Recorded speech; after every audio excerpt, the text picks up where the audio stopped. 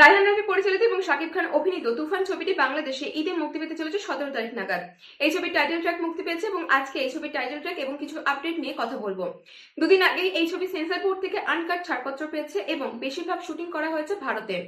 এই ছবির title track গিয়েছেন আরিফ রহমান জয়। 2 মিনিটের এই টাইটেল ট্র্যাকের কিছু অংশ আমরা তুফানের টিজারের মধ্যেও শুনতে পেয়েছিলাম। তাহসান সুবল লেখার লিরিক্সের মধ্যে তুফানের যে স্টারডম সেটি এই গানের ক্ষেত্রে এস্টাবলিশ হতে সক্ষম হয়েছে।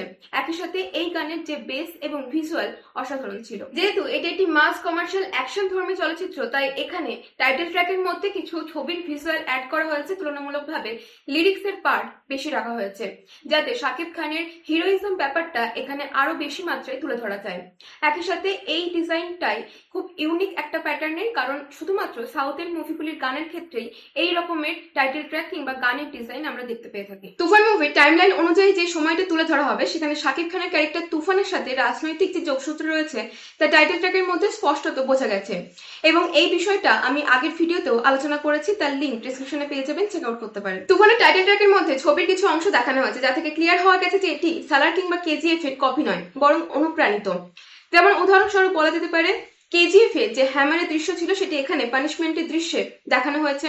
একই সাথে স্যালারের মধ্যে ট্রাকের পিছনে যে সিল দেখানো হয়েছিল সেটি এখানে অনুপ্রেরণা হিসেবে একটি দৃশ্যে দেখা গেছে। ছবিটি শাকিব খানের 250তম ছবি এবং ইন্টারন্যাশনালি মুক্তি পাবে 28শে জুন। সেম ডেটে ভারতেও মুক্তি পেতে চলেছে।